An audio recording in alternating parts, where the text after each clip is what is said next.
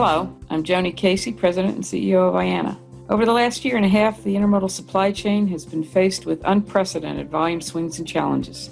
In this video, IANA has gathered leading voices from the industry to share their thoughts on the business environment during and post-pandemic in terms of how their companies have adapted and what the rest of 2021 and the future holds. I hope their insight is beneficial. IANA membership provides you with a forum to interact with all of the intermodal stakeholders to identify and build consensus solutions to challenges facing our industry. Please visit intermodal.org to learn more about the benefits of belonging to the only organization that represents the combined interests of the intermodal freight transportation community. Hello, I'm Shelli, President of Intek Freight and Logistics, and today I thought I would give you some insight on intermodal, specifically how it impacts our company and 3PLs that are adapting in 2021. Our business has grown, our customers needed the service, and we found new and creative ways to adapt to the environment around us. A lot of challenges have presented themselves in 2020. It's impacted many companies, many smaller companies, larger companies, a lot of hardship. We've been able to find a way to grow with our customers in a support method in how we take care of them. So looking into 2021, we have to learn from what we experienced in 2020. And we have to figure out, it's not going to automatically just be roses and beautiful in 2021. There's going to be a lot of this cleanup, and there's still going to be a lot of challenges that we experienced in 2020. So how do we adapt in 2021, just like we learned how to adapt in 2020? It's going to be very different, but it's going to be learning from everything that we experienced. And the way we look at it here at Intek is we just have to continue to be 5 steps ahead of what is to come. And we may not be exactly right on what that is, but if we continue to be predictive and proactive in different ways, what are our customers going to need? And then we work back from what our customers are going to need, and we figure out what we need to do internally, whether that be, do we need to do additional enhancements with technology? A lot of this had to do with our network, and I would say that IANA was a big piece of this because the people that you knew before, and you couldn't just all of a sudden meet with them and do all these different conferences and go talk and do these things where that's where everything used to happen. But if you had that established network, then it was easy to kind of pull different parts and pieces from their knowledge and from their environment and figure out, okay, with all the things that are going on in intermodal right now. And again, you can talk to anybody in the intermodal industry and they will tell you 2020 was the most erratic, trying to just figure out what's going on over here, what's going on in this market, what's going on at this ramp, what's going on in this coast. And by pulling that network together where everybody's spaced out and they all have different functions and parts within the intermodal segment, that's how we really started to get ahead of the game and get strategic about it and really start to solidify services and solutions for our customers. I am very blessed and excited to be a part of the IANA community. It has been a huge network, a benefit for our company, a benefit for myself, as well as growth for us. It's kind of like having that mentor, that great mentor that you really remember within your business of helping you grow. That's the way IANA is for our company as well as myself. I'm personally a board member for IANA, and that has been instrumental in my education and growth and just building the network to help our company. But as a company as a whole, we gain all these tools in our toolbox and these things that we can get from IANA that helps us strategically move forward in how we grow and how we service our customers. So it has been a huge help in 2020. I can't imagine that it won't be just as much, if not more, a benefit to be a part of the IANA network in 2021.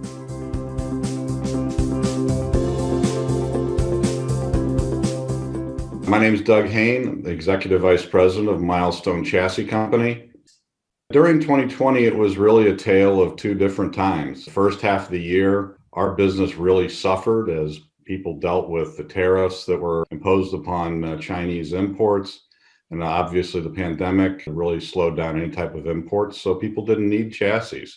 On the other side of that, our business with the package carriers for everybody that stayed at home and ordered online really boomed, so it really helped. Second half of the year, the chassis business completely took off as the imports came in, and it continues to go strong all the way into 2021. It was as if the first half was completely turned off, and the second year they opened the hose and overflowed it. So during the pandemic, we initially did work from home. We had people working from home. We still have people working from home today. But we were also deemed a essential business because of the fact that we are serving the transportation industry and in specific, a couple of government entities. So we did always have a skeleton crew in. We constantly, even when we didn't have people in, everybody, of course, is on Zoom and on Teams and everything else, meetings. So we were able to adapt to that pretty good. There's some of the things that you miss in face-to-face, being across the table from someone, but generally it worked very well. Well, I think as 2021 continues the boom from 2020 on imports, obviously there's a lot of volume out there that needs to be moved. There's still 30 ships sitting offshore in Los Angeles and Long Beach waiting to unload right now. It's really still booming. So I think the challenge is going to be with the U.S. International Trade Commission putting some countervailing duties on imported chassis from China. It's going to drastically cut the supply of equipment. So, if there's something that you really need to be prepared for in 2021, it's plan. And if you think you're going to need chassis, get them now, because there will be a shortage of chassis production when it really picks up and starts to boom. Preparing for what you would always call peak in a normal intermodal time is very key. So even though business was very slow for us on the chassis side during the first half of the year, yet our trailer business was going very strong, we prepared for what was supposed to be a coming peak. It's something that we always do. We do not stop preparing or repairing equipment. We continue to do that to be ready so that whenever the business does pick up, we're ready to go ahead and provide people with equipment. So as the business started to pick up, immediately the bookings through our online app took off. People were taking daily chassis out. People were looking for longer term. And, I think that's a key is preparation. As a member of IANA and actually a board member as well, it's important to be part of these organizations. And right now, at the time when you can't be out knocking on doors and meeting people, it's very important that you've got those contacts with people. And a lot of times those people can open doors for you as well. So I encourage people to, participate not only in IANA, but other organizations that do encourage that type of networking, because I think it's important for everyone. And, I'm looking forward to hopefully a September or October that we can get together as a group and have an expo this year.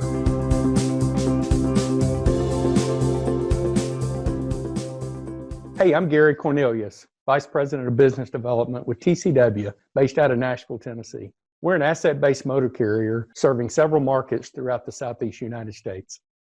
I think one of the biggest standouts in what we're dealing with, or what we've dealt with in 2020, is having to go virtual. We're in an industry that is brick and mortar based. We're asset based. We're people based. Yet we have always felt that we needed to come do that at our office. All of a sudden, in late March, we're faced with a challenge of how do we do that yet still protect our employees? And we're forced to go to a virtual platform and really start working remotely with the majority of our staff. Quite honestly, it was a little horrifying. We as an industry didn't think we could do it. At the end of the day, we've come away with a different concept on what we're capable of now, and what the agility this taught us to use has enabled us to do moving forward, to the point that we'll probably have positions that no longer work in a brick and mortar location, but are able to perform their duties flawlessly and effectively in a remote environment. Through the organizations we're involved with and through these relationships and opportunities to network, we have longstanding relationships with not only our clients, but with the other partners that we operate with within the intermodal supply chain. What this enabled us to do was to go remotely very quickly and still be able to rely on those electronic communications and phone communication in the same way that we do. I think that's one of the beauties that we weren't really anticipating was, if you think about today's transportation business environment, we're already electronic. We're already functioning from an email platform, from an EDI platform, and virtually telephone calls. Very seldom are we face-to-face as we interact together on a load-by-load, move-by-move basis. The only challenge for us was to take those relationships and move them to a remote environment, to where instead of using a phone on a desk, part of our network at the office, we're now using cellular, which has become just as easy. We've been preparing and trying to be agile enough to really address these changes. Oftentimes, the face-to-face environment that we were in, we all felt, whether it was us as a motor carrier or our clients or vendors, we felt it necessary. And I think everybody's coming away now with a feeling that, hey, we can do this from afar. We can do it remotely. We can do it electronically and still accomplish everything we need to accomplish in transacting business together. I think one of the other things, too, from a challenge from the industry standpoint, is commonality in information. Information has become very, very important in our industry. Unfortunately, our clients are adopting it much faster than we as an industry are. We deal with it on a daily basis, yet we deal with it in very proprietary funnels. There's not a commonality out there that really allows one platform. Us as a motor carrier, every port, every rail we service 7 Class 1 railroads, we service 6 port facilities. Each one of them has their own information platform, and they're unique. There's not a commonality that allows all of us to share the benefit of that information in one location. It's something that we talk about frequently in a lot of committee meetings within IANA. It's also something that we talk about how IANA can facilitate. And I think that's one of the big goals that IANA should have going forward, is how can we facilitate a common flow of information. And I think one of the biggest things we as IANA can do is align ourselves to make sure we're bringing good solutions together as supply chain partners, but then making sure they align with what our end user, the beneficial cargo owner, is looking for in the intermodal product.